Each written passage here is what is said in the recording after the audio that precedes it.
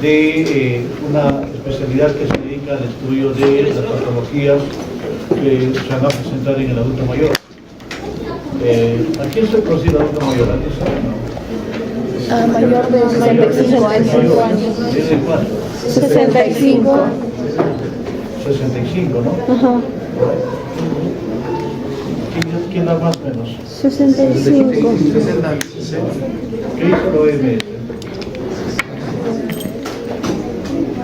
La OMS nos va a decir otro número. Bueno, como le decía, la geriatría es una especialidad médica que se va a dedicar a la prevención, al diagnóstico, al cuidado, al manejo y la rehabilitación y tratar las enfermedades que afectan a la persona adulta mayor. Y el tema es que muchas veces las patologías del adulto mayor son patologías que tienen una presentación especial, distinta a la que se va a encontrar en las personas de menor edad. Aparte de ello, las patologías que han presentado generalmente son múltiples, tienen varias enfermedades que se llaman comorbilidades. Y entonces lo que se ha visto es que no solamente es suficiente con poder indicar o tratar una patología, sino que hay que comprender al adulto mayor en varios aspectos distintos a lo que ustedes han conocido hasta ahora, ¿no? ¿Qué es lo que hacen ustedes? Generalmente buscan enfermedades, ¿no? Y tratan enfermedades. Eso es lo que han aprendido en todos estos cursos, en todo lo que han llevado hasta ahora. Entonces existe una herramienta que es muy importante para poder determinar si la persona adulta mayor tiene otros problemas o no. Porque no es lo mismo tratar a una persona de menor edad, digamos 40 o 50 años, a una persona que tenga más de 60 años. La OMS dice que el adulto mayor es aquella persona mayor de 60 años. Entonces, lo que se hace es usar esa herramienta que se va a llamar valoración genética integral, como pueden ver acá, ¿no? Que se va a encargar de estudiar otras cosas distintas a solamente a la enfermedad. Cuando nosotros vemos a un paciente, tenemos un modelo médico tradicional por lo cual vamos a atender a un paciente. Si este paciente, por ejemplo, viene por un DCB isquémico, ¿no? Buscaremos haremos diagnóstico del DCB isquémico y a la vez buscaremos otras patologías que puedan haber desencadenado esto, ¿no? Como la hipertensión arterial, la fibrilación auricular o la insuficiencia cardíaca, diabetes y epidemia. ¿Y qué hacemos? Bueno, tiene hipertensión arterial, le daremos tratamiento para hipertensión arterial, ¿no? Vasodilatador, generalmente. Tiene fibrilación auricular, daremos anticoagulantes. Insuficiencia cardíaca, bueno, diuréticos. Diabéticos, o daremos insulina o hipoglicemiantes. Si tuviéramos epidemia, igual pequeños. Eso es todo lo que hemos aprendido hasta ahora, ¿no? Pero eso no sirve mucho en el caso de geriatría, porque en la geriatría nosotros lo que tenemos que buscar son otras cosas, como por ejemplo la función física. Esto sí es independiente o dependiente para actividades, la función mental, la función nutricional, necesidades básicas y la función social. Como pueden ver, se enfoca de otra manera a un paciente adulto mayor. ¿Por qué se enfoca de otra manera? Es muy simple, ¿no? Si esta chica sabe mucho, podría seguir conversando afuera, ¿no? Yo no voy a molestar, puede ir, ¿no? Acá no es obligatorio que asista, ¿no? Está bien, saben bastante, nadie va a discutir eso, ¿no? Acá se dicta para el que quiera escuchar nada más, no para que esté conversando socialmente. Muy bien, lo que le decía era que ¿por qué es que vamos a ver? Y vamos a poner solo un ejemplo, ¿ya? La función social. ¿Qué tendrá que ver la función social con algunas de estas patologías? Con investigar la función social, ¿vamos a resolver alguna de esas enfermedades o no? ¿Qué opinan? ¿No? ¿Por qué he dicho sí? Puede ser que hay algunas personas mayores en estado de abandono y eso les predispone a sufrir ciertas enfermedades. por ejemplo, normalmente en el aseo, las personas mayores, por su misma edad, no se pueden realizar el aseo necesario. Entonces eso le puede predisponer a que quizás sufra de ciertas enfermedades o se puede activar el herpes en esas personas. Entonces es un predisponente. Bueno, algo tiene de razón. Herpes no tiene nada que ver Claro. con la higiene, pero es importante recordarlo, ¿no? Si él tiene herpes, complicaciones quizás, ¿no? Alguna complicación de herpes sí, ¿no? Podría ser, porque no lo bañan, por ejemplo. Bastante simple. Tomemos, por ejemplo, hipertensión arterial, ¿ya? Y lo ve un cardiólogo, el más famoso de acá de Huancayo. ¿Quién es, no? ¿Alguien conoce el más famoso del cardiólogo de Huancayo? No decía alguien mi papá, ¿no? Una vez mi papá. Su papá era el mejor cardiólogo. ¿Qué hace el cardiólogo? Como es el mejor, el más de Huancayo, tiene que indicar medicamentos caros, ¿no? Su prestigio se va a hacer. Le indica el Ratán, alguno de esos medicamentos que la cajita te cuesta 800 soles cada uno de un mes. ¿Ya? Y no le pregunta a esta persona de dónde vienen sus recursos. Y esta persona tiene, el único recurso que tiene es su pensión, que no pasa de 500 soles. Podrá comprar y ser una. Y entonces habremos resuelto o no habremos resuelto hipertensión. ¿Se dan cuenta? Es bastante sencillo. Este ejemplo nos enseña de que tenemos que investigar todo en el adulto mayor. ¿Por qué? Porque la capacidad económica, solo centrándonos en eso, ya es distinto a una persona mayor, o menor, mejor dicho. Porque si es uno de 40, 50 años que trabaja en dos empresas, o por ejemplo trabaja en el hospital y trabaja en la universidad, como sucede con la mayoría de los médicos, pues no está tan, pues va a ser un chancay, ¿no? Va a poder comprarlo sin ningún problema, pero las otras personas probablemente no. Entonces es importante ver cada una de las funciones importantes. ¿Por qué será importante la función física en este caso, por ejemplo? ¿Qué opinas? Si tiene DCB, ¿qué habrá sucedido con este paciente? Habrá perdido independencia. Si ustedes leen acá, que nos dice, ¿no? La función física se evalúa en función de dependencia o independencia para actividades. Ya vamos a ver eso dentro de un rato. Lo importante es solamente recordar independencia. Entonces, ¿por qué? ¿Qué cosa es lo que va a suceder con un paciente que pierde independencia? Va a depender de una persona y probablemente nuestra meta sea recuperar. O sea, si tiene un DCB isquémico, posiblemente se queda hemipléjico o hemiparésico, ¿no es cierto? ¿Ya? Entonces, ¿cuál debería ser nuestra meta de tratamiento? Que vuelva a su estado basal. O sea, si caminaba, que vuelva a caminar. Entonces, ¿cómo vamos a determinar eso? De acuerdo a la función física. Si no hacemos función física, no sabremos cuánto vamos a recuperar. Porque no es lo mismo que le dé una hemiplegia o un DCB isquémico a una persona que camina que una persona que esté en silla de ruedas o que esté postrado. Porque en un postrado, ¿qué vamos a buscar?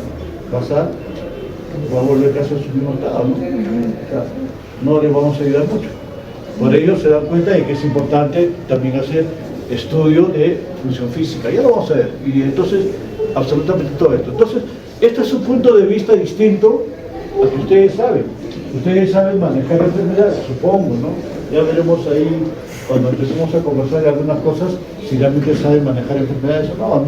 El grupo anterior tenía muchas dudas sobre eso. Muy bien. Entonces, algunas características importantes del adulto mayor es que es una persona que va a vivir muy poco. Ya no va a vivir como ustedes, ¿no? 60, 70 años más. Posiblemente solo viva 20, 30 años, dependiendo de la persona, de cómo se haya cuidado. Aparte de ello, ¿no? Va a tener una reserva fisiológica disminuida. O sea, su reserva homeostática va a estar disminuida. Ya no va a poder controlar aquello que puede manejar. ¿Qué es homeostasis? ¿Alguien recuerda? Equilibrio químico interno. El equilibrio, ¿no es cierto? O sea, cuando uno pierde equilibrio, lo que hace es tratar de volver al equilibrio. Eso es la homeostasis. Esa reserva, esa capacidad de volver a un equilibrio, normalmente los adultos mayores ya no lo tienen muy desarrollado. Ya les dije hace un rato que va a tener pluripatología. Si recuerdan la lámina anterior, ¿cuántas enfermedades tenía el adulto mayor? ¿Recuerdan o no? 3. ¿Ah? 3, ¿De 5. acuerdo? ¿Cuántos tenías? ¿5, 6, 7, 8? 5. ¿Ah? 5. 5, ¿no? Más lo que tiene ahora, 6. Porque qué cosa tiene DCB, tiene hipertensión arterial, tiene diabetes, tiene insuficiencia cardíaca, tiene fibrilación auricular. ¿Qué más tiene? Hiperlipidemia. ¿Se dan cuenta? Entonces, lo típico en el adulto mayor es que sea una persona pluripatológica. Ya dije, menor expectativa de vida, ¿no? Y otro problema es que la presentación de las enfermedades normalmente es atípico. ¿Qué significa atípico? Que no es una cosa típica como sucede con todos. El ejemplo más notorio es neumonía. Todos ustedes conocen ya neumonía, ¿no es cierto? Ya han tratado neumonía, son expertos en neumonía, ¿no es cierto? ¿Ya? ¿Cómo encuentran una neumonía en un adulto mayor? ¿Alguien ha visto? Con la sintomatología. La sintomatología es alterada. ¿Cuál es la tríada típica de neumonía? A ver, niña. La tríada típica. Así que todos saben mucho. Y está muy bien eso, pero cuando pregunto a una persona me gustaría que esa persona responda, porque después vamos a pasar por todos y cuando llegue usted, dime, ya, ¿sabes? No. 2. ¿Oh? Esputo. Esputo. A ver, lo que está por atrás. Fiebre. Vendría. El semestre pasado. Vendría. Todavía con mayor razón, ¿no? A ver. Podría ser fiebre, tos y dolor. Fiebre, tos, hasta ahí está bien. Dolor. ¿Qué más? ¿Qué falta? Fiebre, tos y disnea, ¿no? Ah, Disney. Disney, ¿no? Lo típico es fiebre, tos, disney. ¿Y eso van a encontrar en adulto mayor? Normalmente nunca, ¿no? Normalmente no. Ellos se chocan Lo rápido. único que puede tener el adulto mayor es síndrome confusional agudo, o sea, viene confundido, viene gritando, agitado, violento y nada más. Y nadie sabe qué cosa tiene, ¿no es cierto? Y con el tiempo, dentro de la clase vamos a hacer síndrome confusional y se da cuenta que es lo único que presenta. No hay fiebre. ¿Por qué no habrá fiebre? Porque sus defensas se han disminuido. Está haciendo ya una inmunosenescencia, por lo cual no va a crear defensas para hacer fiebre, porque la fiebre es un mecanismo de defensa, ¿no es cierto? Sí. ¿Estamos de acuerdo? Ya. No va a ser. Ahora, disnea normalmente los pacientes con enfermedades pulmonares crónicas van acostumbrándose a no tener disnea. O sea, hacen el mismo esfuerzo para no tener disnea. Tos también es un mecanismo de defensa, igualito. Si ya no tiene la capacidad para toser o expectorar, no va a tener tos. Por lo tanto, lo único que vamos a encontrar es una presentación atípica de la neumonía. Bien, otra de las cosas es que, bueno, ya hemos hablado de que puede haber dependencia funcional, puede haber fuentes de dolor, y un aspecto muy importante son las consideraciones farmacológicas. Como estamos viendo, si tienen muchas enfermedades, va a recibir muchos medicamentos o no. ¿Y qué cosa va a suceder con muchos medicamentos? Interacción medicamentosa, lo típico. ¿Qué más? ¿Qué otra cosa más podrán presentar? Se va a olvidar. ¿Cómo? Se va a olvidar. Bueno, también, sí. ¿Qué más? ¿Alguna cosa importante? Resistencia. Relacionado con medicamentos nada más. Dependencia. Dependencia. Cuando hablan todos no escucha nadie. Alguien levanta la mano y contesta. Cuando tiene que hablar solos, hablan. Entonces, ¿qué es lo que va a suceder? Bueno, ya dijimos interacciones medicamentosas. El otro problema es que va a haber alteraciones farmacocinéticas y farmacodinámicas en el adulto mayor, por lo tanto, cualquier medicamento podría afectarle mucho y causarle incluso reacciones adversas medicamentosas. ¿Es común? Es común. Entonces, este es otro problema. Entonces, por eso es que hay que tener mucho cuidado. Y bueno, hay una clase especial que vamos a hacer sobre farmacología geriátrica, la siguiente, ¿no? Y bueno, todo eso amerita entonces que a un paciente adulto mayor se le tenga que hacer la evaluación genética integral, que es lo que hemos visto. Esto es casi lo mismo, ¿no? Coexisten enfermedades, alta comorbilidad, ya lo dijimos, presentación clínica de las enfermedades, etc.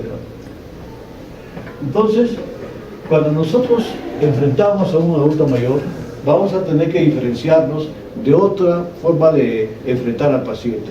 Entonces, se va a diferenciar la valoración genética integral, ¿no?, de una evaluación médica estándar en donde solo se mira las enfermedades, ¿no?, y va a avanzar un poco más. Va a buscar al adulto mayor, ¿no?, en todas sus esferas y también saber qué está sucediendo con su entorno.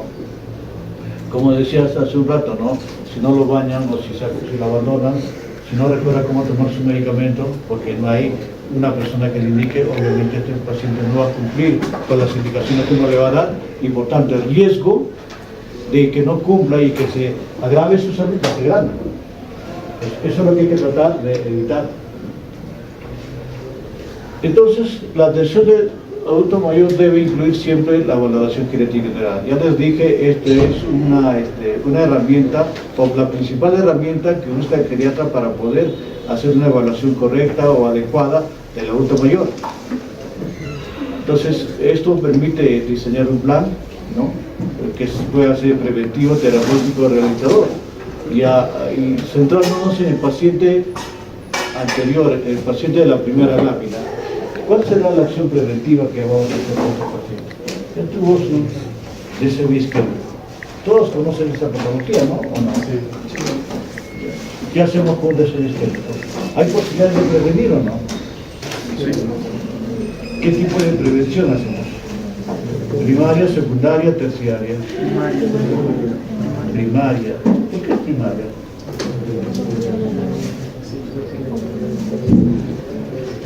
Lo que deben recordar siempre es primaria es antes que se presente la enfermedad. Primaria es antes que se presente la enfermedad.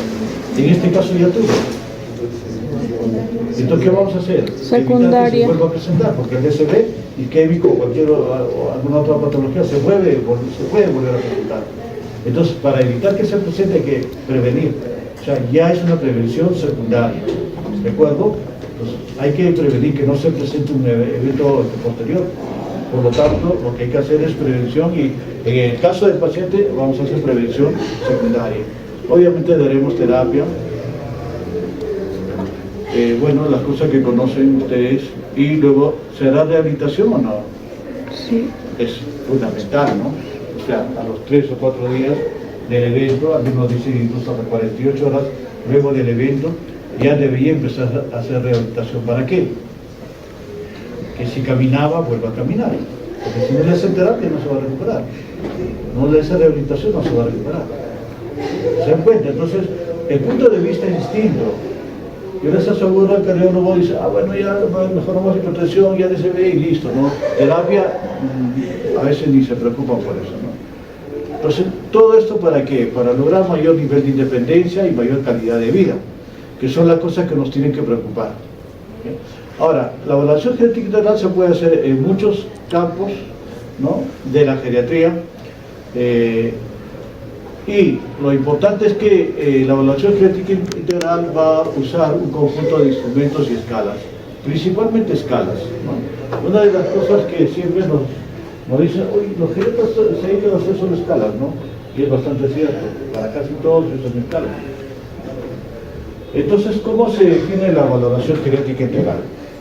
Es un proceso diagnóstico multidimensional, y hemos visto que puede ser interdisciplinario para cuantificar capacidades y problemas y hacer un plan de tratamiento y un seguimiento continuado. Entonces, ese es lo que comprende valoración genética integral. Más claro en esta manera, ¿no? Proceso diagnóstico multidimensional, o sea, no solamente es hacer diagnóstico de la patología, sino de otros campos que hemos visto, para determinar el estado de salud. Acá empieza la parte de valoración genética integral. Cuando hacemos estado de salud, ¿qué es lo que buscamos? Si tiene enfermedad o está sano, ¿no? Entonces buscaremos todas las enfermedades que tenga. Luego nos preocuparemos por evaluar cómo está su funcionalidad. Entonces buscaremos realizar la autonomía funcional, cómo está su capacidad cognitiva, su capacidad psicoafectiva y cómo está su entorno social. Entonces, si ya pueden darse cuenta, tenemos 4 campos que tratar o de desarrollar cuando desarrollamos valoración genética integral. Entonces, la valoración genética integral entonces se va a diferenciar de una evaluación médica estándar, porque vamos a centrarnos en ancianos frágiles y vamos a entender luego qué son nuestros ancianos frágiles.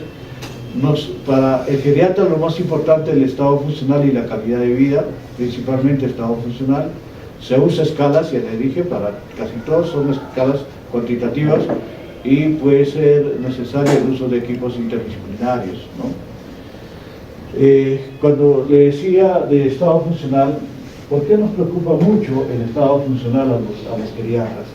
Por una razón bastante simple. Cuanto más independiente es esta persona, más probabilidades de tener mejor calidad de vida, más tiempo de sobrevida. ¿Ya? Entonces, eso es lo que hay que buscar, porque obviamente nadie va a vencer a la muerte hasta ahora. Y el geriatra es el paciente el médico que se enfrenta prácticamente a la muerte.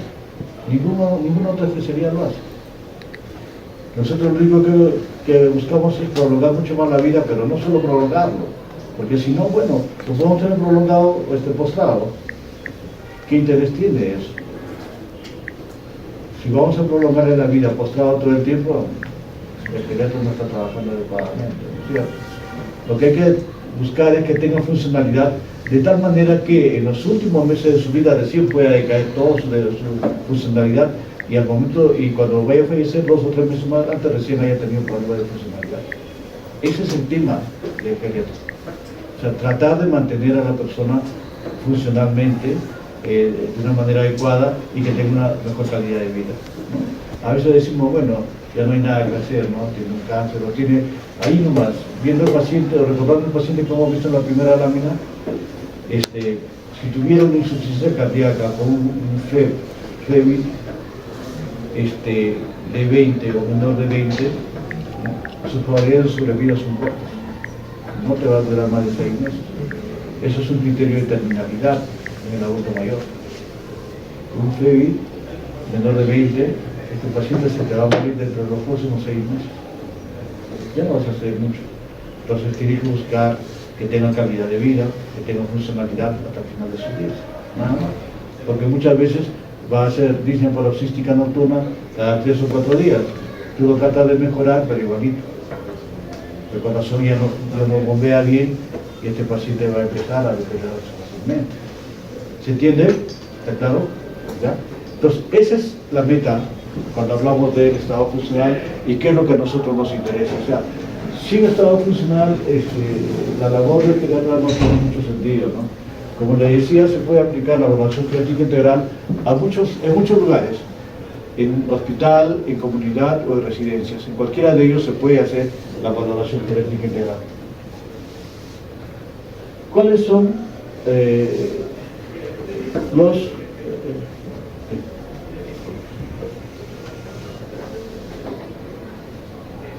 como le decía, se puede aplicar en varios sitios, como en atención primaria, ¿no? En entornos comunitarios, en hospital, en servicios de urgencias incluso, o entornos quirúrgicos. Desde el momento en que empezó a desarrollarse la valoración genética integral, han pasado muchos años ya, y si bien es cierto en un principio solo se usaba para geriatría, ahora se ha extendido esto. Lo usa el cardiólogo, lo usa el oncólogo, lo usa el traumatólogo, lo usa el cirujano, cualquiera de ellos. ¿Por qué? Porque les facilita el camino a seguir. ¿Por qué les digo esto? Un ejemplo sencillo nada más, traumatología. Que quizás hayan visto, no sé. Tenemos un paciente que tiene fractura de cadera, pero que era un postrado crónico. O sea, estaba allá en la cama y se volvió un poquito y se cayó. ¿Sería necesario operarlo de la fractura de cadera o no? ¿Qué opinan? Cuando ya está postrado, ¿qué ganaría con esa cirugía? No va a ganar casi nada o nada.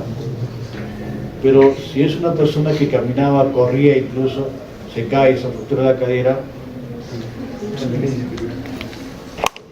esa es la diferencia, ¿no?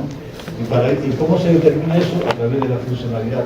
¿En qué tan funcional del paciente? Lo primero que los traumatólogos se preocupan es, ¿y caminaba antes de que tenga la fractura? No.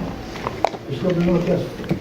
Entonces ahora ya hay forma de determinar esa funcionalidad, que es a través de la valoración genética integral. Entonces ellos ya saben que hay pacientes que tienen que operar y pacientes que no tienen que operar. De una manera sencilla, eso usan, por ejemplo, los traumatólogos.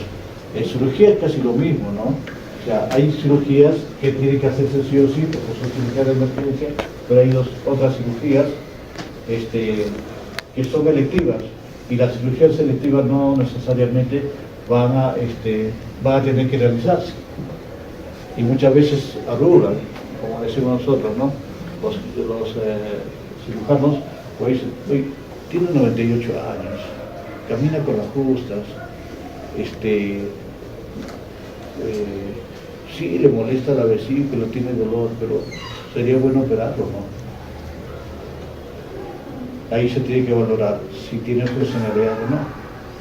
Porque una persona de 98 años que camine es distinta a una persona de 98 años que esté postrado también. Al que camina va a aguantar la operación, pero el postrado posiblemente no aguante, lo opera y se muere en plena cirugía. Entonces, por eso que es necesario la funcionalidad, y eso es lo que permite determinar si estos pacientes van a entrar o no, por ejemplo, a cirugía. Muy bien. Entonces, ¿cuáles son los objetivos de la valoración genética integral? Mejorar la exactitud diagnóstica, ¿no? Atendiendo las 4 esferas. Lo que ya hemos conversado, y desde ahora para adelante tienen que recordarlo ya siempre, ¿no? La esfera clínica, la esfera funcional, la esfera mental y la esfera social. Estos son los 4 campos en que vamos a buscar diagnósticos, ¿no? Se descubren problemas que no son diagnosticados previamente y potencialmente tratables. Esto es bastante cierto, es bastante sencillo, y yo siempre les pongo el ejemplo de lo que a ustedes les pasa, ¿no? Todos ustedes supongo que ya han estado en hospitalización en algún momento, ¿o no? ¿Alguien no ha ido a hospitalización porque por algún problema solo ha hecho prácticas no sé, en consultorio o atestación a distancia? Sí, ha habido 2 promociones que han hecho clínica médica a distancia. La internado ha sido un problema, ¿no? Hemos querido subsanar eso, pero les pasó. ¿Qué tiempo? El tiempo de la pandemia, ¿no? ¿Ustedes estaban ya en la universidad? No. ¿Así también? Primeros semestres. Virtual hacían. Bueno, pero estaban haciendo qué cosa. Física, matemática. Creo que no anatomía, ¿no? No. Ya también, entonces, se salvan ustedes. Ya. Entonces, les iba a poner un ejemplo de cosas que no se diagnostican, ¿no? Ya todos han ido al hospital, habrán visto en algún momento el médico o el residente o la persona que está tratando al paciente empieza a conversar con el paciente, ¿no es cierto? Sí. ¿Ya? Y de pronto le empieza a gritar porque el paciente no lo escucha, ¿no? Le grita fuerte, todo el hospital se entera de lo que está preguntando, ¿no? ¿Han visto si en los diagnósticos que plantea el médico o el interno o el residente ponen hipoacusia? No, creo que no. Ese es un problema bastante serio, importante para la autonomía. Lo puede llevar a la depresión, lo va a llevar a la demencia, como vamos a ver. Un montón de problemas que va a tener simplemente por tener hipoacusia. Y no le diagnostican, quizás sea potencialmente tratable o quizás simplemente que tiene cerumen, que hay que tratar y nada más. ¿Se dan cuenta? No se hace diagnóstico. O sea, hay diagnósticos que no se hacen a pesar de que lo está viendo. A pesar de que han preguntado y han levantado la voz, no se dieron cuenta que o bueno, si se dieron cuenta no lo pusieron, ya, le tenía hipoacusia. ¿Se dan cuenta? Establecer un tratamiento adecuado a las necesidades del anciano, mejorar su estado funcional y cognitivo, que es lo principal, como les decía, mejorar calidad de vida, conocer qué recursos tiene el paciente y el entorno sociofamiliar. Esto es terrible con nosotros, ¿no? Al menos en la salud supongo que no pasa mucho eso porque de alguna manera tiene más recursos, tanto económicos como sociales, o sea, hay más gente que lo cuida, ¿no? A cambio, en el MINSA hay gente que viene abandonada, solito, ¿no? Ayer nada más viene una paciente que tenía caídas frecuentes, se caía cada 3 veces a la semana y todo, y le digo, ¿por qué has venido solito? no hay nadie. Tiene hijos sí, pero todo el mundo está lejos. ¿Y con quién vive? Una sobrina que a veces me acompaña, a veces no. Y le apunto, tiene fibrilación auricular, le sacamos su café y le indico medicación. ¿Qué seguridad tengo de que va a tomar este curso? Hay que trabajar con un servicio social, ver qué más se puede hacer, etc. Entonces, ¿eso qué es? Evaluar la parte sociofamiliar del paciente. Muchos son abandonados. Y bueno, la idea también es disminuir la mortalidad, obviamente por un tiempo, ¿no? Porque ya les dije, nosotros no vamos a enfrentarnos ni vamos a vencer la muerte, eso es imposible. No está todavía a nuestras capacidades, ¿no? Como le decía hace un rato, hay diagnósticos que no se hacen. Esto es un estudio que se hizo en el Hospital Cayetano Heredia por Luis Varela. Él es geriatra, uno de los más grandes geriatras del Perú. Fue rector de la Cayetano Heredia por muchos años. Entonces él hizo este trabajo de buscar síndromes y problemas geriátricos y compararlos entre el mismo paciente en una hospitalización convencional, cuántos se encontraban, y en una valoración geriátrica cuántos se encontraban. O sea, las columnas rojas del mismo paciente, de los mismos pacientes, no un solo paciente, de los mismos pacientes, los diagnósticos que hacían, y en geriatría los diagnósticos que se encontraban. Miren la diferencia. Caídas casi nunca preguntan, ¿no? ¿Han visto ustedes si los residentes, no sé, si los médicos preguntan por caídas en los adultos mayores? Ahí preguntan, ¿no? ¿Y sería importante caídas? Sí. ¿No? Sí. Muy importante. ¿Por qué? Porque eso puede determinar la vida. Pero una caída te puede producir un traumatismo cerebro-craneano. Con una caída te puede provocar una fractura de cadera. Y si tienes fractura de cadera, tu tiempo de sobrevida puede cambiar. Más o menos se calcula que un 40 a 50% de las personas que sufren fractura de cadera van a fallecer dentro de un año. O sea, durante todo ese año, casi la mitad de los pacientes que sufren fractura de cadera se mueren. Entonces, una sola caída determina tu pronóstico de vida. Entonces, es importante, y miren, ¿no? La cantidad que encuentran cuando se hace valoración genética y cuando no, constipación, desestreñimiento, ¿no? Igualito. Miren, de esto hablábamos hace un momento, ¿no? De privación sensorial. Hablamos de eso, ¿no es cierto? Cuando hablamos de hipoacusia, hablamos de deprivación sensorial.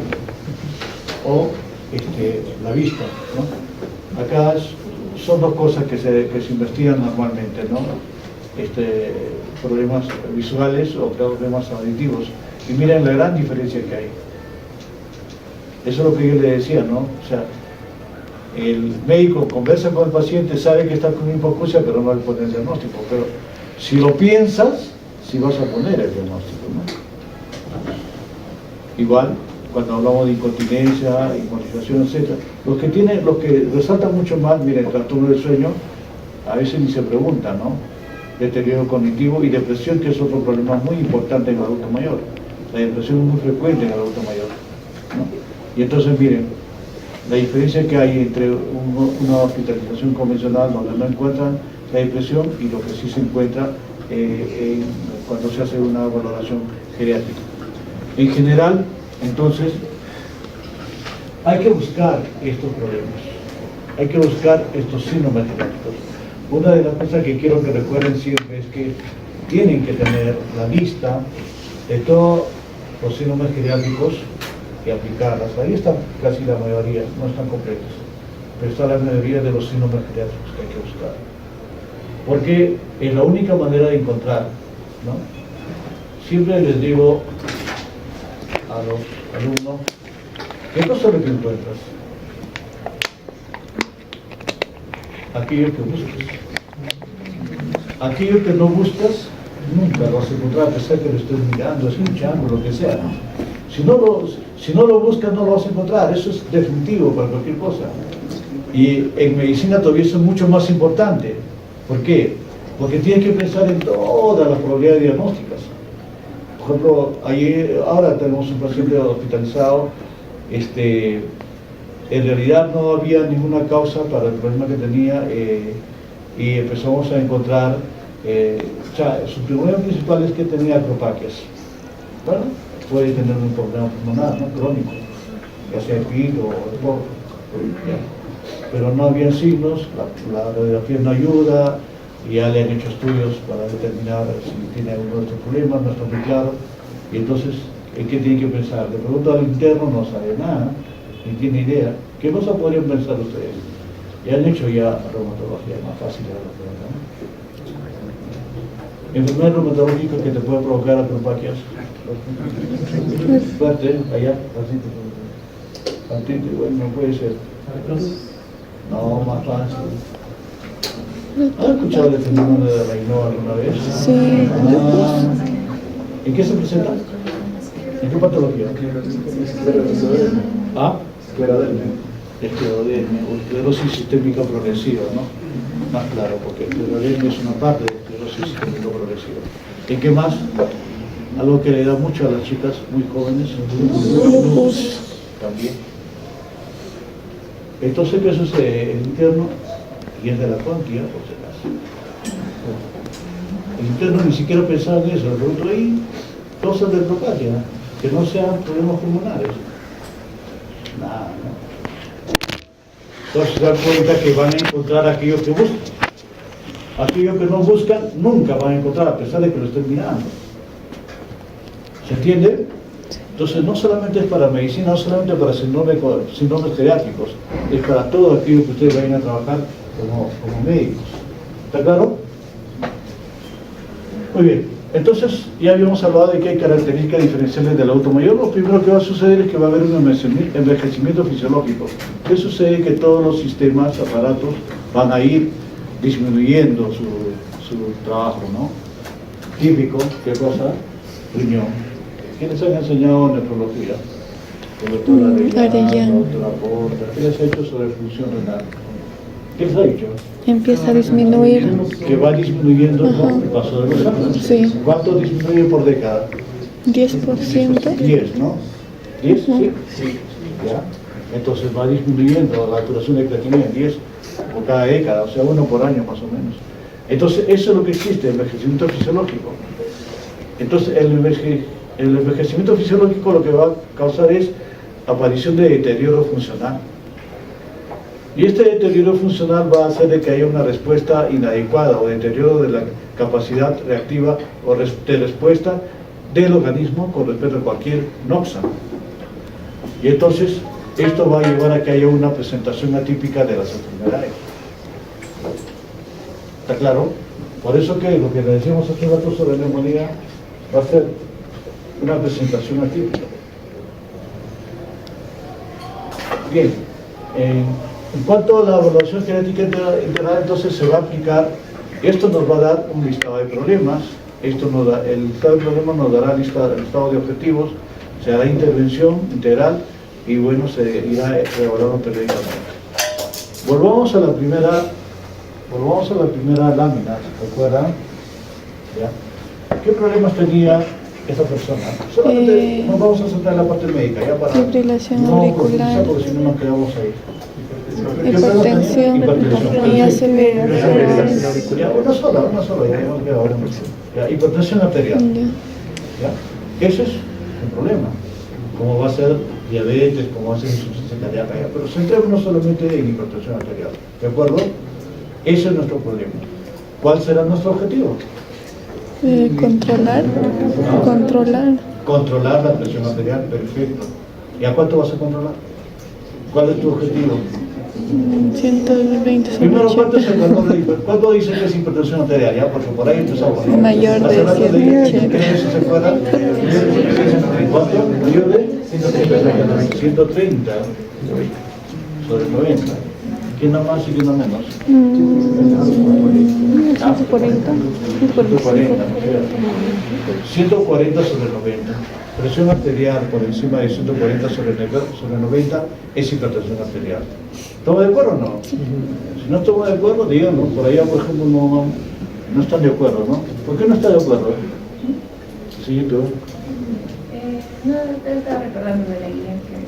¿Qué te dice la guía? El semestre pasado habían considerado, estaban viendo ese tema. ¿Cuándo han hecho la guía? ¿Recuerdas? Depende tipo grado 1, grado 2. Hay un problema ya. No voy a ahondar. Las empresas farmacéuticas, ¿cuándo ganan más? ¿Cuando la importación es más de 140 o más de 130? Más de 130. ¿Las guías quiénes lo hacen? Hay que plantearnos esas cosas. Tienen que ser críticos a todo lo que encuentran. No hay que creer por creer todo lo que nos dicen que existe. ¿De acuerdo, niño? Está bien, te dicen 130, en la guía en algún momento está señalado así. Cuando tú encuentras estudios sobre adultos mayores, hay que ver en qué momento suceden problemas. ¿Ya? Hay que decir que es 140 90. Entonces, ¿nuestra meta qué sería? Controlar. Nuestro objetivo. Entonces, tu meta que te dice menor de 130, 90, incluso los que tienen hipertensión y diabetes hay que bajarle mucho más, ¿no? Ahí te dicen menor de 130. ¿Han leído esa parte o no? ¿O no lo han leído? Han obviado, ¿no? No importa. Entonces sucede eso. ¿Qué hacemos? Tendremos que mantener por encima de 150 y veremos si hay condiciones o no para manejar de otra manera este problema. Entonces, nuestro objetivo ya no será menor de 130, sino será mantener en 150. ¿De acuerdo? Y luego haremos otras intervenciones. ¿Con qué cosas más podemos bajar presión arterial? Estilo de vida. Estilo de vida. Alimentación. Dieta hiposódica, ¿no? Alta en proteína. ¿Y cuánto baja la dieta hiposódica? ¿Sabes? 0,9. ¿Cuánto? ¿Qué dicen los libros? ¿Has leído una vez un librito? 0,5 menos de 5. Tú manejas dieta hiposódica, ¿cuánto de presión te baja? Ah, presión. Esa es la pregunta. ¿Cuánto te baja? No te baja más de entre 2 y 3 nada más. De valor, ¿ah? De valor. Ejercicios, estilo de vida, dijo, no, ejercicios. ¿Cuánto te baja ejercicios? ¿A lo mucho? Algunos estudios dicen 8. A lo mucho. Pero la mayor cantidad de estudios te dicen que es también igualito, es, ¿no? 4 a 5 a lo mucho. No baja más. Entonces, juntando todo eso, ¿cuánto vas a llegar? Posiblemente entre 8 y 10, sea pongamos. Entonces podría ser simplemente el manejo de estilo de vida, antes de darle medicación. Entonces ahí es intervención integral. ¿Se entiende? ¿Está claro? Sí. Obviamente no voy a hablar de cada uno de la patología, porque para diabetes tenemos que hacer también intervención integral, para todo eso. ¿Ya? Entonces está claro eso. ¿Ya? Entonces, miren, la visión distinta que se tiene cuando estamos ante un adulto mayor. ¿Estamos de acuerdo o no? ¿Hay una visión distinta o no? Eso es lo que nosotros llamamos la visión del geriatra, la observación del geriatra, de cómo se miran las cosas. ¿No? El cardiólogo siempre va a querer bajar menos de 130, ¿sí o no? Y el cardiólogo se preguntará si se cae o no. Y cuando le dicen al cardiólogo se está cayendo, ya, manda a la geriatría y lo manda a la geriatría. A ver, a resolver el problema geriátrico. Muy bien. Pasando a la valoración geriátrica integral, los componentes, ya lo hemos dicho hace un momento, son 4 componentes, son 4 esferas, si quiere llamarlo, ¿no? Uno es el componente clínico, otro es el componente mental y otro el componente socioeconómico. Y por encima de todo eso está el componente funcional. Entonces se tiene que evaluar en las 4 esferas de un adulto mayor, en la parte clínica, en la parte mental, en la parte social o socioeconómica y en la parte funcional. Esto es lo que prevalece hasta ahora. Hay mucha gente que está trabajando y está proponiendo otras cosas más, otras esferas más, como por ejemplo, lo hemos puesto por acá, que la nutrición sea una esfera más, ¿no? Que la comorbilidad o el dolor también sea otra esfera, y el rendimiento físico sea otra esfera. Pero cuando uno evalúa, nutrición, ¿dónde podría entrar acá, entre los 4? En la parte clínica, ¿no es cierto? Multimorbilidad igualito, ¿no? Dolor igual. Y rendimiento físico entraría a la parte funcional. Por lo tanto, todavía sigue sosteniendo esas son las 4 esferas, aunque acá les voy a mostrar una diapositiva que está relacionada con lo que se hace en Gran Bretaña, ¿no? En Inglaterra. Como ustedes pueden ver, igualito, ¿no? Dominio físico, psicológico, funcional, social. Hasta ahí no hay problema, ¿no? Tenemos los 4. Ellos están planteando otros 2 más, ¿no? El dominio ambiental. O sea, ¿cuánto influye el medio ambiente en el adulto mayor? ¿Influirá o no? Sí, y mucho.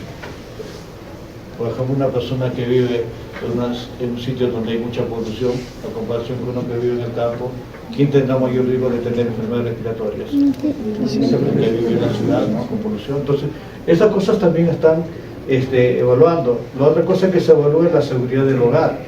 O sea, hay lo que se llaman las barreras arquitectónicas.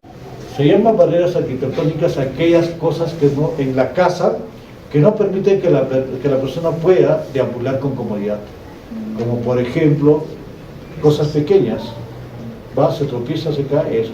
Como por ejemplo gradas. Si hay desniveles, eso hace de que la persona no pueda caminar adecuadamente. Y una cosa más cercana, el calzado.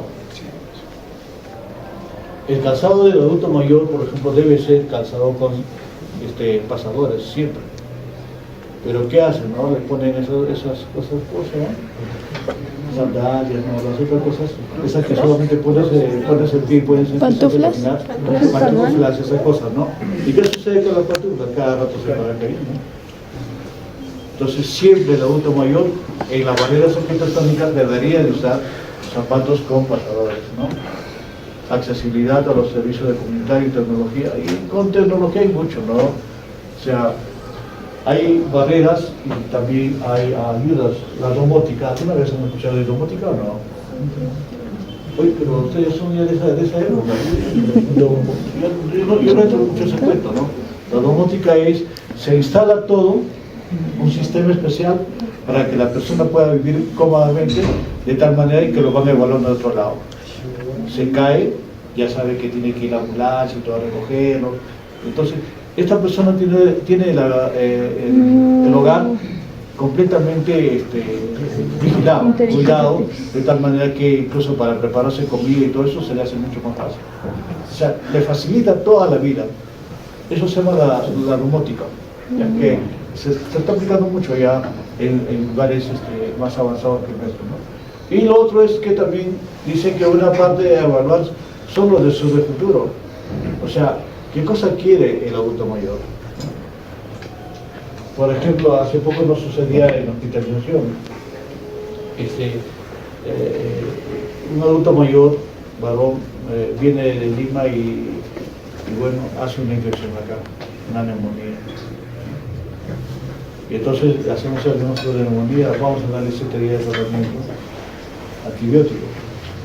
Y apenas empezamos el primer día, la familia quería llevar, no, nosotros vivimos en Lima, trabajamos en Lima, no se puede quedar, tenemos que llevarlo, alta voluntaria y todo. Ya bueno, alta voluntaria, y el viejito habla, piensa por sí solo, y dice, no doctor, yo me quiero quedar. ¿A quién es el caso? ¿A la familia o al paciente? Está consciente. El paciente decide. Él dijo, no, me quiero quedar acá, me quiero tratar, ya sano voy a volver a Lima.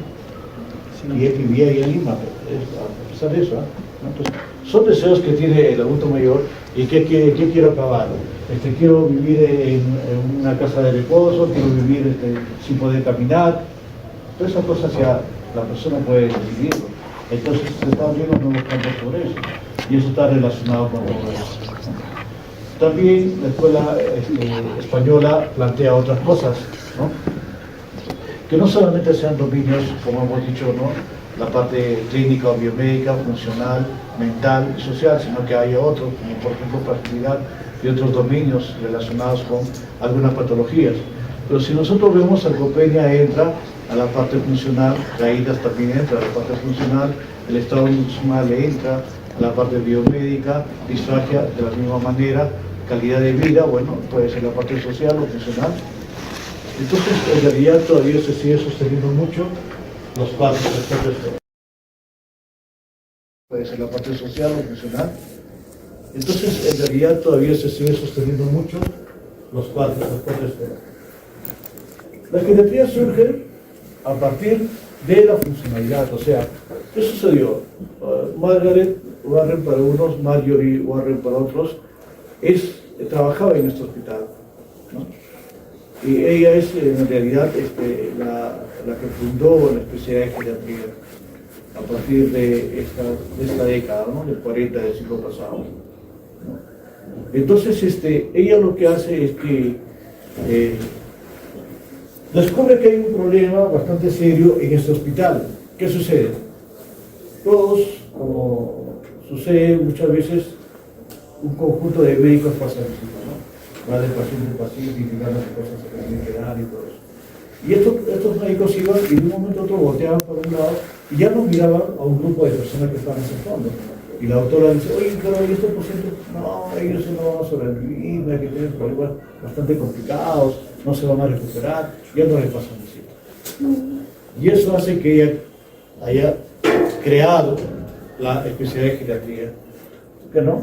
Demostró que cuando se evalúa un adulto mayor, teniendo en cuenta sus capacidades funcionales, biológicas, psíquicas y sociales, los resultados son beneficiosos y el grado de rehabilitación de torno al medio original es elevado.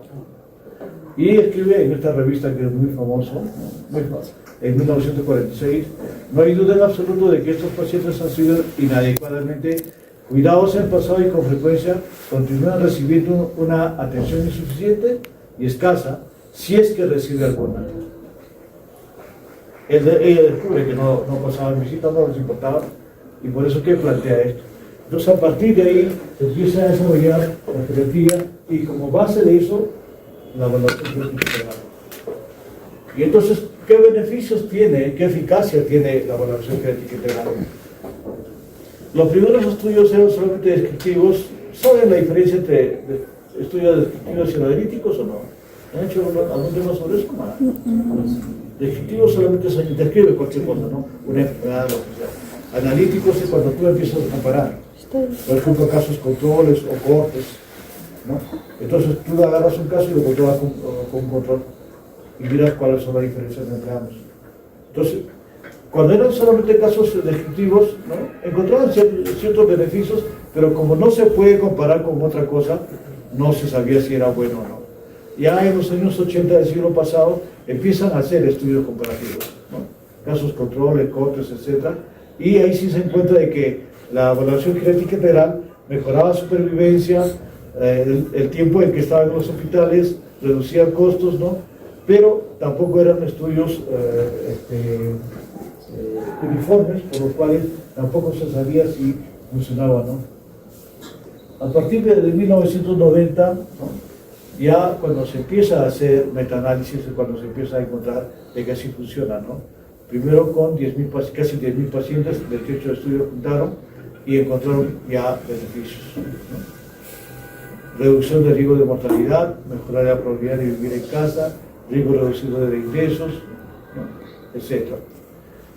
En Cochrane, en el 2017 también metaanálisis, ¿no? Encuentran ya cosas un poco más, más concretas, ¿no? Como mayor probabilidad de seguir viviendo en domicilio, porque no es lo mismo vivir en domicilio que vivir en una residencia, ¿no? Menor probabilidad de vivir en residencia, demostraba que había menor riesgo de deterioro funcional o de morir y menor riesgo de deterioro cognitivo. Entonces, con todo esto ya se sabe que evaluación genética sigue. Y lo que le decía, ya se pasó a otro lado, ya lo usan otras especialidades, como ya les dije, por ejemplo, traumatología, pacientes con fractura de cadera, a quienes se lo opero, a quienes no, ya les dije, pacientes oncológicos también. Le decía hace un rato que también es usado ya por oncología, y es bastante simple. ¿Por qué usan en oncología esto? Casi es parecido a lo que se usa en traumatología. Lo que vieron los oncólogos es que ellos no podían diferenciar bien si podían darle tratamiento, un tipo de tratamiento a un paciente. Le daban y se les moría. Entonces, hoy ¿cómo podemos saber quién se nos va a morir y quién no? Y entonces descubrieron que podíamos hacer valoración genética integral. Y dentro de eso, la escala de Bartel les ayudaba mucho. Cuando tenían pacientes que tenían un Bartel entre 80 o más, estos pacientes podían tener una sobrevida mayor de aquellos pacientes que tenían Bartel bajo. Y descubrieron que aquellos pacientes que tenían un Bartel menos de 20, todos se les morían. Y entonces, ¿qué hicieron? Ya no hay que aplicar a todos el tratamiento, que puede ser quimioterapia, radioterapia o cirugía. Cualquiera de esos tres intervenciones hacen los oncólogos. ¿Ya? Y entonces hacen su barter y dicen, bueno, este barter está entre 30 y 40. Mejor esperamos porque si no se nos puede morir. Eso es lo que descubrieron ellos y le vieron la utilidad a la valoración genética integral. ¿Estamos de acuerdo? ¿Ya? ¿Se entendió? Entonces, ya se puede usar en eso. Se usa también en cardiología, como ya le dije, para la insuficiencia cardíaca. Y en cualquier campo se puede usar en donde se tienen adultos mayores. Ahora, para todo sirve, no siempre. ¿Ya? Aquí hay una cosa muy importante, que en hospitalización o en evaluación domiciliaria puede ser mejor que en consultorio. Por lo tanto, hacer valoración genética en consultorio no es tan beneficioso. Por otro lado, también, si es que se hacen programas sin seguimiento o solamente interconsultas, no dan buenos resultados. Es entendible, porque tú entras, evalúas al paciente, dejas tus indicaciones y sale el paciente en la interconsulta. Tú no estás quedando con el paciente. Por lo tanto, tú no sabes que aquello que estés dando se vaya a cumplir o no. Pero a cambio, si tú vas a hacer el seguimiento, sí, entonces nosotros, por ejemplo, o bueno, personalmente, no sé si los demás geriatras ustedes lo van a ver, van a tener clases, van a tener prácticas con geriatras, se ve mejor cuando se hace un seguimiento. Entonces, lo que nosotros siempre hacemos, ¿no? Que lo pasen en geriatría una vez que se haga de algo. Y entonces en el consultorio empezamos a evaluar y se empieza a evaluar, se evalúa su genética integral por partes a veces, y ya sabemos cómo se puede manejar. Cosa que no se puede saber en interconsulta. Entonces tampoco es bueno en interconsultas o programas y seguimiento. Y lo otro es que siempre hay que tomar en cuenta la posibilidad de la recuperación. O sea, si este paciente va a recuperarse funcionalmente, va a funcionar un programa de geriatría o una valoración genética integral. Pero si no se va a recuperar funcionalmente, puede estar en cualquier área. Medicina interna, lo que sea, no va a cambiar la historia. Entonces, esa es una de las cosas que nosotros siempre pedimos. Este paciente se va a recuperar, o sea, vamos a ver que un paciente que tenga un deterioro alto, pero que pueda recuperarse. Y entonces ahí se tiene alta probabilidad de buenos resultados. Esto es lo que le decía sobre insuficiencia cardíaca, por ejemplo, ¿no? Lo que nos señala es que la discapacidad en actividades, ¿no? Acá en la parte final nada más, la discapacidad en actividades diarias y los ingresos se asociaron con mayor riesgo de muerte. O sea, quiere decir, si este paciente no era independiente, había mayores posibilidades de que muera. Y ahí está el dato que nos dice que sí, hay alta probabilidad. O sea, cuando el índice de Barter, ¿no? Cuando está por encima de uno de mayor riesgo, ingresos. ¿No? Entonces, en estos pacientes se demostraron de que sí servía el Barter. Entonces, en resumen, la valoración genética integral lo que nos va a permitir es mejorar la supervivencia, mejorar el estado funcional, capacidad cognitiva y afectiva y calidad de vida. Luego, también nos permite disminuir los medicamentos prescritos, saber dónde se tiene que atender al paciente, ¿no? Disminuir la necesidad de hospitalización y disminuir costos que, bueno, a países como el nuestro nos puede servir mucho. Y entonces ya pasamos a revisar las 4 esferas. ¿Ya? La primera esfera, la valoración clínica, ¿no? Y bueno, acá se hace todo aquello que ustedes ya conocen, ¿no? Que toca hacer una buena historia clínica. ¿Qué partes comprende la historia clínica? Pero ustedes que están ahí, empiezan los tres, empieza ahí. ¿Qué partes tiene la historia clínica? Filiación. Fuerte, no te escucho. Filiación. Filiación, ya, ¿qué más? El motivo de consulta. Motivo de la consulta, ya. ¿Cómo? No te escucho. Tiempo de enfermedad. Ya. Y antecedentes. Funciones biológicas. están desviando mucho, ¿no? O sea, los componentes, ¿qué partes tienen? ¿No? Lo que ustedes no están describiendo son cosas específicas, ¿no? La afiliación, después que viene, después que viene, Antecedentes. luego,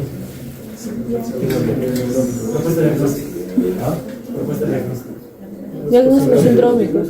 probabilidades diagnósticas, diagnósticos presuntivos, diagnósticos definitivos que pueden llegar a cualquier programa. ¿Qué más? Plan de trabajo. Luego, no, y muchos diagnósticos entran los dos. ¿Qué sigue? ¿Qué hacen después del plan de trabajo? No, Interconsultas. entonces, todas esas cosas que ustedes ya saben se tienen que aplicar, ¿ya? Tratamiento. Entonces, hay que buscar posibles enfermedades que he tenido. Acá lo importante, en la parte de anamnesis es muy importante es la parte de antecedentes, ¿no? Sobre todo antecedentes patológicos. ¿Por qué? Porque nos interesa mucho saber qué enfermedades ha tenido y si esto ha dejado o no secuelas funcionales, que es algo muy importante. Luego, los tratamientos vigentes y los tratamientos anteriores, ¿no? Cualquier efecto farmacológico que haya habido y si ha habido adherencia a los mismos, etc. Entonces, toda esa parte es importante, eso ya lo conocen y me parece muy bien, ¿no? Acá solamente para señalarles, ¿no? Anamnesis, declaración física, y luego de eso se va a aplicar las escalas de valoración. Como les decía, es importante los antecedentes personales, porque ahí es donde vamos a buscar síndromes geriátricos. Acá están puestos una lista de síndromes geriátricos. Todos ellos son síndromes geriátricos. O sea, polifarmacia es un síndrome geriátrico, ¿ya? Deterioro cognitivo, sensorial, caídas, trastorno del sueño, dolor crónico, estreñimiento, ultrapopresión. Son 13 síndromes geriátricos que tienen que recordar. ¿Por qué? Porque ya les dije, si no lo tienen en cuenta, no lo van a buscar. Y si no lo buscan, no lo van a encontrar. ¿Estamos de acuerdo? Sí. ¿Ya? Entonces hay que tener en cuenta eso. En la parte farmacológica vamos a tocar, ya le dije una clase, pero más o menos para ir entrando, ¿no? Hay que buscar siempre si ha habido RAM y si es polifarmacia. ¿Qué se llama polifarmacia? ¿No saben? Exceso de medicamentos. 4 o más medicamentos. 4 o más medicamentos. La adherencia al tratamiento es cumplen o no cumplen con el tratamiento que se requiere. ¿Qué sucede con el adulto mayor? Se olvida. No, antes de eso, el adulto mayor quiere una pastilla Para todo. y curarse con eso, ¿no? Si No le dice, gusta ¿sabe tomar qué? pastillas. ¿Sabe qué, señor? Va a tener que tomar su tratamiento de por vida, todos los días de su vida. Se estresa. Este médico no sirve, ¿no? Le va a buscar otro. Hasta que alguien lo convence de que realmente tiene que tomar. Entonces, la adherencia está relacionada con eso. Y otro problema es la correcta toma de los medicamentos. ¿Vas a tomar antes del desayuno? Y después, ¿a qué hora se está tomando? Después del desayuno, doctor. Entonces, hay que ver si está tomando en el momento correcto los medicamentos. Automedicación, eso es típico, ¿no? Automedicación. ¿Quién es el mejor amigo del adulto mayor? Mi farmacéutico. Dependiente de la farmacia robótica, ¿no? Porque tiene dolor, corriendo se va. Lo primero se le puede dar paracetamol, ¿no? Después sigue el dolor, ¿qué hace? Le da y sigue el dolor que le da,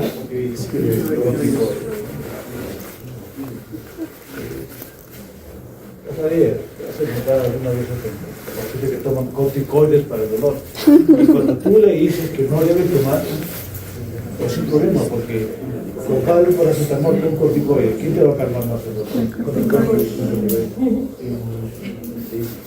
Él no se preocupa de los efectos secundarios que la y graves efectos secundarios produce el corticoide, sobre todo en el adulto mayor. Una de las cosas, ¿cuál de ellos es?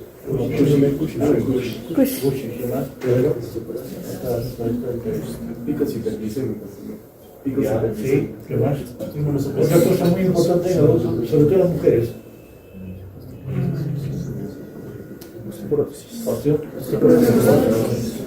Osteoporosis. ¿Se dan cuenta? Hemos visto solo unas cosas así menudas y son cosas graves. Osteoporosis sí que lo va a llevar. incluso fracturas Más de una manera muy fracturas. sencilla. Solamente se tropieza antes de caerse y se rompió algún músculo antes de caerse. Entonces hay que tomar en cuenta eso. Luego, cronología de uso, sobre todo cuando estamos con hipertensión, es típico, ¿no? ¿Qué hace? Se va primero a la farmacia, te indican 1 o 2 pastillas para hipertensión, no le cago. Ahora sí ya va al médico de qué, del puesto, centro de salud, ¿no? ¿Y qué le indica ahí? ¿Qué indican normalmente ahí? No, pues tú no has visitado todavía tampoco. ¿Ya? ¿Qué indica el captopril? ¿Y captopril cómo le indican? Cada 24 horas, cada 12 horas. ¿Es la dosis correcta? No. Entonces, cuando no le hace efecto, recién va al médico del hospital y va caminando por ahí. Entonces necesitamos saber qué cosa va a tomar, cronología del uso. Y otro problema es el uso inadecuado de medicamentos, o sea que no lo están tomando para aquello que es necesario. ¿Quién producirá eso? Resistencia. Bueno, en el Perú, ¿quién va a producir eso? Los dependientes de boticas o farmacias. ¿No? Cuando veamos un estudio sobre España, en España no hay farmacias que te vendan si no tienen una receta, o en Inglaterra, en todos esos lugares, ¿no? ¿Por qué hablo mucho de Inglaterra? Porque como han visto, ahí es donde nace la gelatina. Es el sitio más desarrollado de gelatina en el mundo. ¿Ya? Entonces, el uso inadecuado de medicamentos, en la próxima clase lo vamos a ver, principalmente es causado por médicos. Por médicos. ¿Ya? Entonces hay que tener muy en cuenta eso. E incluso por pediatras, algo se ha dicho. Entonces, cuando tenemos problemas, cuando tenemos medicamentos, ya hemos dicho, ¿no? Normalmente va a haber cambios farmacocinéticos y farmacodinámicos, por lo tanto, habrá mayor posibilidad de presentar reacciones adversas. Como tienen muchas enfermedades, reciben muchos medicamentos, por lo tanto, habrá mayor posibilidad de interacciones medicamentosas. Como les gusta automedicarse, también podrá correr el riesgo de interacciones medicamentosas, pero también reacciones adversas, y cuando no cumple, se cambia o se modifica la eficacia del medicamento. Entonces hay muchas cosas que son muy importantes en el adulto mayor con respecto a la medicación. La otra parte que se tiene que evaluar en la parte clínica es la nutrición. El que más es usado a nivel mundial es el MNA, evaluación nutricional. De acá, esa prueba es la primera escala que se tendría que aplicar en todos los adultos mayores. Tiene una parte de tamizaje y otra parte de evaluación. Si la parte de tamizaje, que son estas 6 preguntas, se obtiene un puntaje más de normal, 12 puntos o más, es normal, ya no se sigue ya por lo demás. Pero si se obtiene 11 puntos o menos, se tiene que terminar de hacer toda la evaluación, y de acuerdo al puntaje que alcance, se puede decir que está en malnutrición o riesgo de malnutrición. Este MNA sirve exclusivamente para pacientes que tienen o riesgo de desnutrición o desnutrición. No sirve para obesidad, no sirve para sobrepeso. ¿Ya? Que quede claro eso, porque después, doctor, el MNA me salió, tiene obesidad. No tiene sentido, no evalúe eso. ¿De acuerdo? ¿Por qué evaluarán obesidad y sobrepeso? Algo que ustedes supongo que usan. Índice. Eso es lo que podemos usar. Y con eso determinan la obesidad. Pero MNA es necesario porque más nos interesa un paciente con desnutrición. Algunos medicamentos que tienen problemas con la nutrición, como puede ser dioxina, diuréticos, antiinflamatorios, diazepam. Recuerden estos dos medicamentos, estos dos grupos de medicamentos, ¿ya? AINES, diazepam, ¿qué es? ¿De qué grupo? Benzodiazepinas. Recuerden bien esos dos grupos para la próxima clase, ¿ya? Estos son miren lo que ya está produciendo acá, ¿no? Después veremos qué más produce. Muy bien, con eso se termina la parte de la valoración clínica y pasamos a la valoración funcional. Entonces, la OMS ya hace mucho tiempo ha dicho que la forma de evaluar a un adulto mayor, ¿no?, se tiene que medir en términos de función. O sea, la funcionalidad, ¿no?, que es la capacidad física en todo su espectro, ¿no?, desde tareas motoras simples hasta capacidad de autocuidado, hasta ejercicios y vivir en forma independiente. Entonces, lo que se ha encontrado es que se puede evaluar la funcionalidad del paciente evaluando actividades básicas de la vida diaria, actividades instrumentales de la vida diaria, y bueno, también se consigue actividades avanzadas de la vida diaria. Pero los dos primeros son importantes, porque eso es lo que va a determinar si el paciente es dependiente o independiente. Entonces, estas son las pruebas que se hacen para cada uno de ellos. Actividades básicas de la vida diaria, índice de CATS o Barter, actividades instrumentales, índice del Lauto-Librodi, actividades avanzadas, también Lauto-Librodi. Pero los dos primeros son los que vamos a aplicar, los dos primeros son los que nos interesan. Ahora, ¿qué será actividades básicas de la vida diaria? Ese es el tema. Las actividades básicas de la vida diaria son aquellas actividades que permiten el autocuidado, o sea, que permiten que la persona pueda vivir, en otras palabras, solamente vivir, ¿ya? Y entonces, ¿cuáles son esas actividades? Comer, vestirse, moverse, asearse, bañarse, es esto, ¿no? Y continencia. Y esto puede ser evaluado a través del CATS o del Barter. También se habla de la Cruz Roja, pero no es tan práctico, y por lo cual CATS y Barter le queda. En cambio, actividades instrumentales de la vida diaria son aquellas actividades que permiten interrelacionarse con su entorno o relacionarse con su entorno. Aquella persona que puede tomar carro, que puede llamar por teléfono, que puede contar el dinero para ir a comprar, porque si no, va a la tienda con 100 soles, le das devuelto 10 soles y no ha comprado nada y a los mañana, pues, ¿no? Entonces, esas cosas tienen que ver mucho con él. Entonces, comprende escribir, leer, cocinar, limpiar, comprar, lavar, etc., ¿no? Lo que hemos dicho, manejar dinero, medicación, transporte público y realizar trabajo fuera de casa. Entonces, esas son actividades instrumentales, aquello que nos comunica con su entorno, que interactúa con su entorno. Entonces, la valoración funcional se va a evaluar en 4 aspectos. En primer lugar, las actividades básicas de la vida diaria, actividades instrumentales de la vida diaria, marcha y equilibrio y rendimiento físico. No está puesto todo acá, así que tienen que recordarlo. Los vuelvo a repetir. Actividades básicas de la vida diaria, actividades instrumentales de la vida diaria, marcha y equilibrio y rendimiento físico. Esos son los 4 parámetros que se estudian en la esfera funcional. Muy bien. Entonces, para actividades básicas de la vida diaria, dijimos, se puede aplicar CATS o Barter. Y acá tenemos CATS, el índice de CATS que evalúa actividades básicas de la vida diaria, y hemos dicho, ¿no? Baño, vestido, uso de water, movilidad, continencia y alimentación. El CATS se evalúa según letras, como pueden ver en la parte de abajo. Entonces dice que es CATS A cuando es independiente para todas las funciones, o sea, independiente absolutamente para todo esto. CATS B cuando es independiente para todas menos para uno.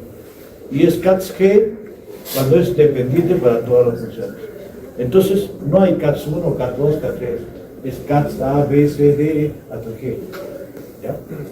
Entonces, esa es la manera de poder evaluar. ¿Y cómo es independiente o dependiente? Está puesto acá, ¿no? Por ejemplo, baño, se baña enteramente solo, ¿no? Y dependiente cuando necesita ayuda para lavarse más de una zona del cuerpo, o bien entrar o salir de la bañera o ducha. Eso ya no es independiente, ¿de acuerdo? Se usa el Barter, que es el más común, por eso asegurado, les he estado hablando del Barter, porque es más útil, porque es con números. Y entonces eso te permite poder comparar con otros estudios en otros sitios. Y entonces el Barter casi evalúa lo mismo, ya hemos hablado de alimentación, de bañarse, de vestirse, de asearse, etc., de posición, misión, etc. Lo único que aumenta acá es la deambulación y subir escalones. Y cada uno tiene un puntaje determinado, como pueden ver acá. 10, 5, 0, de acuerdo a lo que haga esta persona. ¿No? Muy bien. Y entonces, el puntaje tiene esta interpretación. Estos son los diagnósticos. El Barter independiente de 86 a 100, dependiente leve de 60 a 85 moderado de 40 a 55, grave 20 a 25, dependencia total 0 a 19. Entonces, hace un rato yo le decía de que una persona que tiene un Bartel de 20 difícilmente va a poder soportar cualquier intervención oncológica, por ejemplo. ¿Se acuerdan que le dije? Es por esto, ¿no? Relacionado con esto. Acá viene una persona que es independiente, que tenga 80, 86, 87, digamos. Le hacen las tres cosas a la vez, quimioterapia, radioterapia y cirugía, va a aguantar todo. Porque está en la capacidad de poder. ¿Ya? Ese sentido tiene el dato. Luego, el dato Brody que evalúa todas estas cosas, ¿no? Son muchos parámetros que evalúan capacidad para usar teléfono, ir de compras, preparar comida, cuidar la casa, lavar la ropa, transporte, responsabilidad sobre sin medicación y manejo del dinero, ¿no? Entonces, esto tiene su puntaje. Y el diagnóstico es, el Lawton y Brody es independiente, es dependiente total o dependiente parcial. Esos son los tres diagnósticos que tiene el Lawton y Brody. ¿De acuerdo? ¿Cuándo es independiente? Cuando tiene, el caso de las mujeres 8 puntos y el caso de los hombres 5 puntos. ¿Y por qué la diferencia? Por las cosas que trabajan, ¿no? O sea, preparar comida, trabajo doméstico, lavar la ropa, en la sierra sobre todo, los varones nunca lo hacen. Entonces, por eso es que para ellos es 5 puntos, para las mujeres sí son 8 puntos. Entonces, es independiente cuando tiene 5 puntos en el caso del varón, 8 puntos en el caso de la mujer. Es dependiente parcial cuando hay una variación entre 1 y 7 o 1 y 4. Y es dependiente total cuando sacan 0, cualquiera de ellos, varón o mujer. Entonces hay solamente 3 diagnósticos en Lawton y Brody. No sé, ayer estaba con otro grupo, no sé, me daba una respuesta medio rara, decía, no tiene ningún sentido, solamente hay 3 diagnósticos. O es independiente, o es dependiente total, o es dependiente parcial. Nada más. ¿De acuerdo? Para evaluar marcha y equilibrio, se usa la escala de Tinetti, que tiene 2 componentes, uno para equilibrio y otro para marcha. Como pueden ver, ¿no? Para equilibrio se alcanza 16 puntos, para marcha se alcanza 12 puntos. Se hace lo que dice acá, y el puntaje está puesto al costado. Entonces, máximo se puede obtener 28 puntos. El punto de corte es 19. O sea, Tinetti normal por encima de 19, Tinetti insuficiente por debajo de 19. ¿De acuerdo? Eso también es diagnóstico. Se tiene que plantear así. No puede decir, bueno, Tinetti puntaje tanto. Si no lo interpretan, no. ¿Por qué? Porque se ha visto que aquellas personas que tienen un puntaje menor de 19 tienen mayor posibilidad de caídas. Se multiplica por 5 la posibilidad de caídas. Se multiplica mucho más la posibilidad de no ser independiente. Por todo ello, es importante Tinetti para marcha de equilibrio, sobre todo caídas, ¿no? Luego, el rendimiento físico. ¿Cómo se evalúa el rendimiento físico? Hay varias pruebas, pero el más conocido y el que es mejor es el SSPP. ¿No? Es la batería que está mejor realizada y consiste en 3 pruebas, ¿no? Equilibrio, velocidad de marcha y levantarse y sentarse en una silla 5 veces. Eso está puesto ahí en la siguiente lámina, como pueden ver acá. Se hace la prueba del tándem, se llama así, o prueba de balance. Primero se hace parar a la persona con los 2 pies juntos, ¿no? Luego, y si dura más de 10 segundos, tiene 2 puntos, un punto mejor dicho, y luego se le hace un pie delante del otro, ¿no? Si pasa 10 segundos tiene otro punto, y luego en una sola línea se ponen los 2 pies. Entonces si pasa de 10 segundos tiene 2 puntos, de 3 a 9.9, un punto, y menos de un segundo, 0 puntos. Entonces así se evalúa la prueba de equilibrio. Luego se hace la velocidad de marcha, ¿no? Que se determina de acuerdo a la distancia que se le programe y cuánto tiempo va a durar. Y luego se hace el levantarse y pararse de la silla. Esto es bastante sencillo también. En una silla sin apoyabrazos se dice que se siente con los brazos cruzados y que se pare. Esa es la prueba antes de realizar. Entonces, si la persona puede pararse y sentarse, se le dice que haga 5 veces lo más rápido que pueda pararse y sentarse. Párese y siéntese lo más rápido que pueda 5 veces y le calculas el tiempo. Y de acuerdo al tiempo que demore, le vas dando el puntaje, ¿no? Más de 60 segundos, 0 puntos, y menos de 11.19 segundos, 4 puntos. Y acá está la variación. Entonces, el punto de corte para la evaluación genética integral del SPPB es 10. Una puntuación menor de 10 indica fragilidad, un elevado riesgo de discapacidad, elevado riesgo de caídas. Entonces, el punto de corte, recuerden bien, para valoración genética integral del SPPB es 10. ¿Por qué les digo? Porque el punto de corte para fragilidad es un número distinto. ¿Ya? Entonces, lo que se ha demostrado es que cuando hay deterioro funcional, cuando el SPP es bajo, aumenta el riesgo de mortalidad, el número de ingresos hospitalarios al año y la estancia media en días de ingreso. Entonces, todo eso se evalúa a partir del SPPB. Luego de eso se hace la valoración de la esfera mental.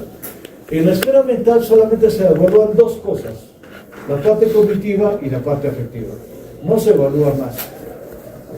Y la parte cognitiva, ¿por qué? Porque se ha visto de que hay una alta prevalencia de enfermedades de presencia de deterioro cognitivo, ¿no? Más o menos el 20% en personas mayores de 80 años. Y la parte afectiva exclusivamente se evalúa también depresión, ¿no? 25% de las personas tienen algún problema de depresión. Entonces, por eso hay que buscar siempre solamente evaluar la parte cognitiva y la parte afectiva. Para la parte cognitiva, el más conocido, el que supongo que hemos hablado ustedes alguna vez, ¿cuál es? El Minimenta. Pero hay otras cosas como el Pfeiffer, como el del Lobo, el MOCA. Y para la parte afectiva, la prueba que más se usa es la escala de impresión geriátrica de 10 años. Y entonces, esto se puede hacer, esto ya supongo que conocen, que es el Minimenta, ¿no? Que tiene 30 puntos. El punto de corte es 24 puntos. Por debajo de 24 puntos se habla ya de deterioro cognitivo. Menos de 19 de deterioro cognitivo moderado. Menos de 14 de deterioro cognitivo grave o de PH. ¿Entendió? ¿Está claro? También se puede usar el Pfeiffer, pero esto tiene su problema, ¿no? ¿Cuál es el problema? Hay 2 preguntas que casi nadie puede contestar ahora, ¿no? ¿Está por eso? El presidente. Siempre el presidente del gobierno, ¿no? Y el presidente anterior. Mucho problema incluso para nosotros mismos, ¿no? ¿Alguien recuerda quién ha sido el presidente del pasado? No, es Dina, ¿no? También se puede usar el terreno. Para la parte de depresión se usa lo que se llama la prueba de escala de depresión geriátrica de 10 a 8. Esta escala tiene varias versiones. Hay una versión de 30 preguntas, hay otra versión de 15 preguntas, que es la que lo estoy presentando ahí. Hay otra versión de 5 preguntas y como el Perú es un país especial, hay una versión de 4 preguntas. Entonces hay que tener cuidado, ahí está la evaluación, cómo son qué diagnósticos se plantean, normal de 0 a 5 puntos, depresión leve hasta 9 puntos, mayor o igual a 10, depresión establecida. Pero esto no hace el diagnóstico. Les quiero recordar que todas estas escalas, todas, ¿no? Lo que hacen es screening, o sea, descarte. Es para descarte, no es para diagnóstico. ¿Está claro? A pesar de que aquí no diga depresión establecida, eso no es así. El diagnóstico de depresión, ya lo vamos a estudiar cuando hagamos la clase de depresión, es con DSM-5 o CIE-10. Criterio de eso. La valoración de la esfera social, solamente hay una escala que sirve mucho, que es la valoración sociofamiliar de Quicón, que es la que nos presenta ahí. Esto evalúa 5 aspectos. Te va a evaluar situación familiar, situación económica, vivienda, relaciones sociales y apoyo de red social. El puntaje es lo que está puesto ahí, ¿no? Por ejemplo, situación familiar. Si vive con familia sin dependencia físico-psíquica, tiene un punto. Si vive solo y carece de hijos o viven alejados, 5 puntos. Entonces van sumando todo. Cuando es menos de 10 es normal, entre 10 y 16 puntos es riesgo social, olvídese del intermedio, riesgo social. Y mayor o igual a 17 puntos es problema social. Son 3 diagnósticos también, ¿de acuerdo? Normal, riesgo social, ¿no? O problema social, nada más, no hay otra cosa más. Bien, entonces, eso es la parte importante que quería que aprendan. Hay otras cosas más, como por ejemplo el diagnóstico multidimensional, que te evalúa 8 dominios, ¿no? Para determinar cuánto tiempo vas a vivir, cómo vas a vivir. O sea, te evalúa calidad de vida. ¿Ya? Entonces, lo que ha hecho este índice pronóstico multidimensional, ¿no? Es lo que le decía, predecir mortalidad con mayor precisión. Estamos llegando a ese nivel, ¿no? Predecir duración de estancia hospitalaria, monitorear cambio de salud y estado funcional en hospitalización, predecir aquellos pacientes mayores que serán admitidos a atención domiciliaria, etc., ¿no? Predecir la carga sobre recursos sanitarios.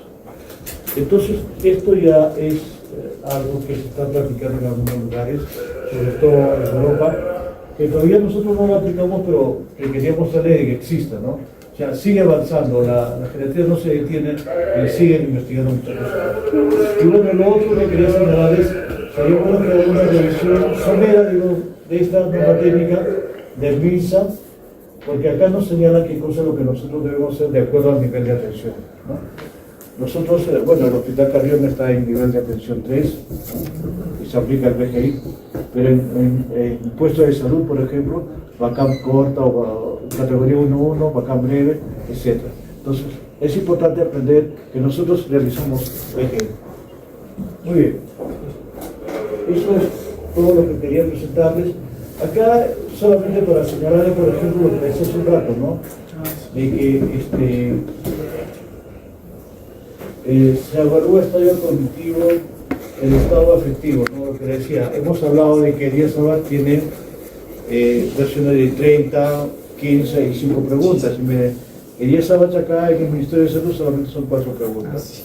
Por eso le decía, es especial el Perú, porque tiene algo distinto a los demás, y eso hace que sus estudios no puedan servir para poder compararlos con otros estudios eso es lo principal. Bueno, en Gijón también hay una variación de puntaje, ¿no? Muy bien. Entonces, eso sería todo lo que quiero presentarles. No sé si tienen alguna pregunta.